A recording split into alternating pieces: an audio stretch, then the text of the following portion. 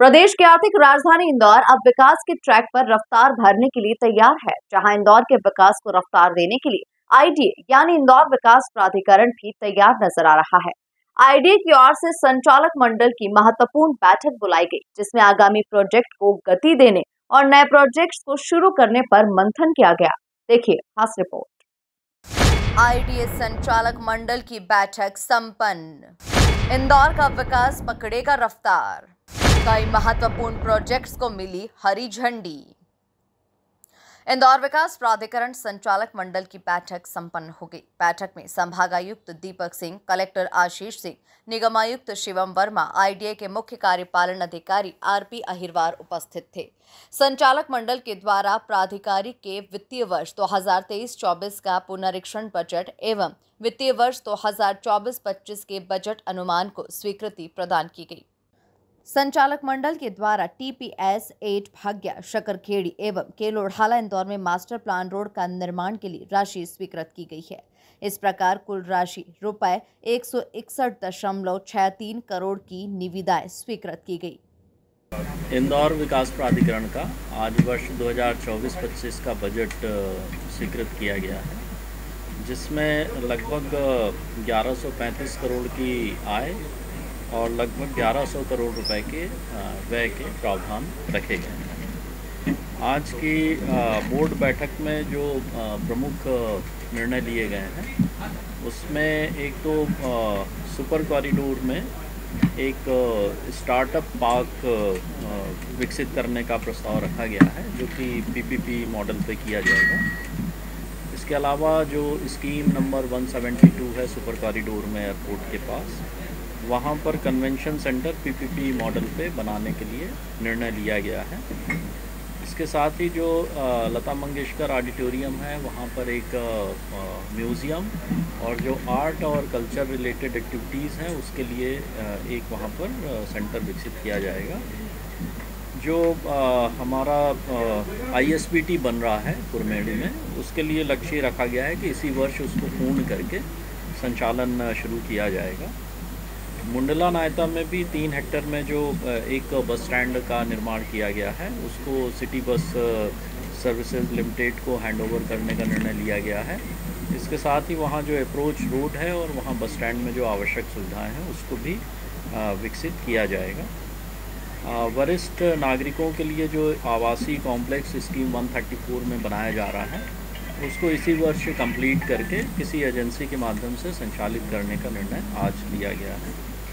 जो नगर विकास की योजनाएं हमारी टाउन प्लानिंग स्कीम्स चल रही हैं, उसके लिए लगभग 236 करोड़ रुपए के प्रावधान रखे गए हैं, जिसके वहाँ जो बेसिक सुविधाएं हैं, मास्टर प्लान की रोड हैं, सड़क, बिजली, पानी इत्यादि, ग्रीन बेल्ट डेवलप करने का काम किया जाएगा। और इसके साथ ही आज हम लोगों ने ये भी निर्णय लिया है। एक अन्य निर्णय में स्कीम नंबर 139-169 ए इंदौर में आईएसबीटी MR10 पर बाहरी विद्युतीकरण, HVAC और फाउंटेन, आईएसबीटी MR10 पर ग्लास फेशेड कार्य, एसीपी कार्य, MS संचालनात्मक कार्य और विविध अन्य सिविल और सौंदर्यीकरण के लिए निविदा स्वीकृत की गई। इस प्रकार MR10 स्थित आईएसबीटी में विद्युत एवं सिविल कार्यों को कुल मिलाकर राशि रुपए 8.85 करोड़ की निविदा स्वीकृत की गई है। टीपीएस स्कीम में जो भी निर्माण कार्य होंगे, वहाँ पर पानी और सीवरेज के साथ साथ जो इलेक्ट्रिक सर्विसेज हैं और बाकी की जो सर्विसेज हैं, वो सारी अंडरग्राउंड सर्विसेज रहेंगी। और सभी सड़क के किनारे एक ग्रीन बेल्ट भी विकसित करने का प्रस्ताव आज पारित किया गया है।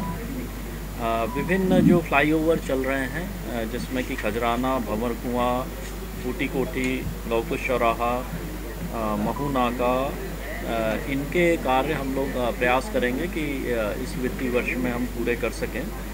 इसके साथ ही गांधी नगर, मरी माता और बड़ा गणपति पे नए फ्लाईओवर बनाने का प्रस्ताव स्वीकृत किया गया है।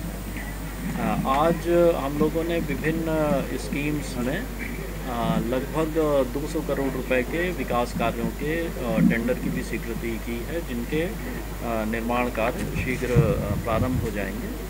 सीएम राइज स्कूल जो आईडीए के द्वारा बनाए जा रहे हैं, नंदानगर, मूसाखेड़ी, शिवनगर और पाल कांकरिया, प्रयास ये रहेगा कि ये सभी सीएम राइज स्कूल अगले 1 वर्ष में हम कंप्लीट करके और बच्चों को पढ़ाई की सुविधा वहाँ पर उपलब्ध करा दें। विभिन्न मास्टर प्लान रोड के साथ साथ पर्यावरण संरक्षण के लिए भी काफ़ी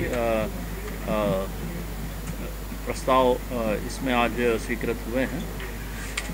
विशेष रूप से स्कीम नंबर जो 97-4 है, उसमें एक रीजनल पार्क बनाया जाना प्रस्तावित है। इसके साथ ही लगभग 2.5 लाख पौधे, एक वृक्ष माँ के नाम, इस तरह की योजना आईडीए के द्वारा शुरू की गई है। उद्देश्य ये है कि ग्रीन बेल्ट इंदौर का बढ़ाया जाए। इसके साथ ही जो आईडीए के स्कीम्स हैं, उसमें ग्रीन एनर्जी को बढ़ावा देने के लिए सीएनजी फ्यूल स्टेशन और ईवी चार्जिंग स्टेशन के लिए पृथक से भूखंड भी आरक्षित किए जाएंगे। इसके साथ ही जो सिटी बस के जो बस स्टैंड्स हैं, वहाँ भी ईवी चार्जिंग स्टेशन और जो दूसरे ग्रीन एनर्जी के माध्यम है, उनको बढ़ावा देने के लिए आईडीए राशि खर्च करेगा। कुल मिलाकर देखा जाए तो संचालक मंडल के द्वारा योजना क्रमांक 172 में 17,000 हेक्टेयर भूमि पर कन्वेंशन सेंटर के निर्माण के संबंध में ये निर्णय लिया गया कि उक्त निर्माण पीपीपी मॉडल पर करवाए जाने हेतु शासन अनुमति प्राप्त करने का निर्णय लिया गया। इसी के साथ ही इस हेतु कंसल्टेंट से प्राप्त 3 विकल्पों पर विचार करने हेतु माननीय प्रमुख सचिव नगरीय विकास एवं आवास विभाग के समक्ष प्रेजेंटेशन प्रस्तुत कर आवश्यक निर्णय लिया जाएगा। Bureau report, MP news, Indore.